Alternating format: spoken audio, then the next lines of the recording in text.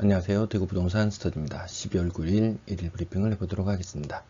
전세 물량과 전세가에 대한 고민이 필요한 시점 같습니다. 임대인이 오른 집값만큼 오른 전세가를 받기 위해서 자기가 입주한다고 실거주 예정이라고 세입자에게 나가라고 합니다. 그리고 세입자는 울며 겨자 먹기로 떠날 수밖에 없는 상황이 되었고, 임대인은 나가는 세입자에게 전세 보증금을 돌려줘야 되는데 사실 알고 보면 전세를 매물로 내놨습니다. 근데 세입자가 임차인이 안 구해지는 거예요. 나가는 임차인은 돈 내놓으라고 난리고 새로운 임차인은 구해지지 않는 상황, 이런 기막힌 상황이 벌어지는 것이 오늘날의 이야기입니다. 거래량 거래대금 특별한 내용이 없습니다. 브리핑 안 해도 될 정도의 너무나 잔잔한 흐름, 일별 50건 정도 거래되고 있는 형태인데 오늘도 53건 추가로 신고되었고 그 중에 9건이 신고가였습니다. 11월 거래 현재 1033건, 거의 10월 거래를 살짝 넘어설려나 아니면 그 정도 수준 될 것 같습니다. 상단 가격 보시면은 아이고 위에가 잘려버렸네요. 여러분도 특이한 흐름 안 보이시죠? 그 전년도 신고가 썼던 단지들 일부, 요 동네가 몇 개 보이네요. 성당동, 볼리동, 성당동, 볼리동 맞나요? 볼리동, 감삼동, 성당동, 동네가 여기 많이 나눠져 있죠. 제법 하락한 거래들이 제법 보이죠. 여기 상인동에 4억 3,500, 네, 축하드립니다. 가격 하단, 여러분들 이거 너무 익숙하시죠? 이제 익숙하시죠? 하락거래 많은 거 익숙하시죠? 실거주 내 집 한 채는 하면서 파는 건가요? 사는 건가요? 자, 거래대금도 크게 두드러지는 내용이 없습니다. 건당 거래대금 점점 떨어지는 추세. 건당 거래대금도 싼 것만 많이 거래된다. 가격대별 거래량 눈으로 보시면 더 확연히 줄어든 모습.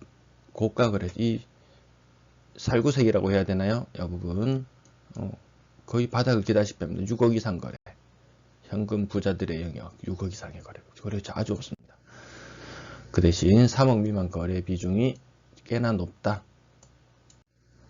6억 이상 거래량, 이렇게 좀 6억 이상만 따로 모아보니까 좀 커 보이죠? 한 달에 한 300건 정도, 1300건 정도 거래 중에서 이 차지하는 비율이 채 5%도 안 되는 수준이죠. 여기 나오네요. 심할 때 11월 달은 3.4%, 5.1%, 5% 정도 수준. 6억 이상. 분양권은 4건 추가로 신고되었고 1건이 신고가였습니다. 약거래 내용, 여기 신고가는 오름폭이 적고 하락거래는 오름폭이 커지는 현상 계속 반복되고 있네요. 거래대금, 전세 거래량 전일 대비 46건 추가로 신고되었고 7건 신고가였습니다. 신고가 내용, 여기 조금 많이 오른 관계 보이시죠? 최근에 거래되는 물건이라서 여기도 폭이 굉장히, 밴드가 굉장히 넓습니다. 보면은 위아래로. 그래서 이렇게 최근에 입주하는 아파트들 오늘 집중적으로 한번 파헤쳐 보겠습니다. 자, 약간 낮은 가격 전세에도 신고가가 나왔고, 이게 뚝뚝 떨어지는 거, 이런 것들을 주목받지 못하고 있습니다.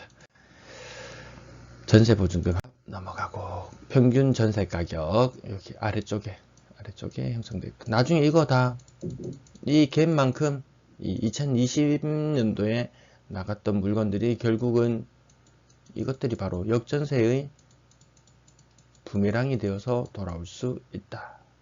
월성동 일부 단지 보니까 매매가가 작년에 4억 초반에서 5억 중반까지 뛰면서 전세가가 4억 중후반까지 뛰었는데 지금 보니까 전세가가 3억 초중반으로 다시 내려오더라고요. 그럼 무려 갭이 한 1억 5천 정도 되었는데 다음 임차인을 구할 때가 되면은 이거 어떡합니까? 이거 돈 써버렸으면 이거 어떡합니까? 좀 난감하겠죠? 월세 거래량 전일 대비 45건 추가로 신고되었습니다. 평균 월세 가격 떨어지고 있고 보증금 올라가고 있고 보증금이 올라가고 있다. 임대 거래량 전체적으로 91건 추가로 신고되었습니다. 추워서 그런가요? 보통 임대 거래량 전세 월세 합치면 100건 넘어갔는데 약간 줄어들었네요.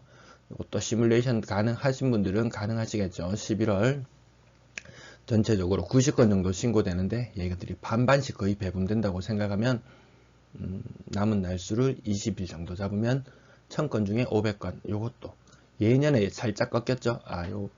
올해도 살짝 10월달이 가장 활발한 달이구나. 임대거래는 10월달이 가장 활발했다. 근데 매물은 자꾸 쌓여만 간다. 집배는 다 임자가 있다고 임차인이 나타날 거야 라고 생각하는데 과연 그렇게 될까요?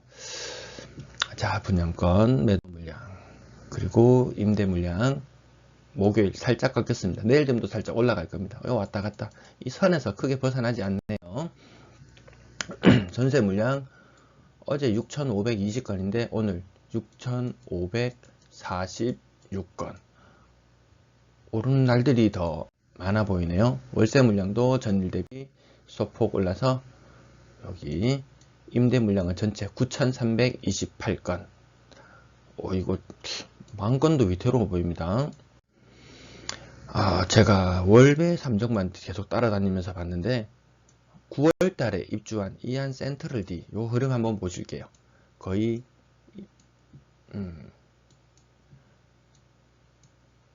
월세는 빼고 전세만 봐도 거의 3분의 1 수준의 매물이 나와 있었죠. 315건, 306건, 317건, 289건, 262건, 이안 센트럴 D 236건, 228건 입주한 지 이제 제가 정확한 날짜는 못 찾겠어요.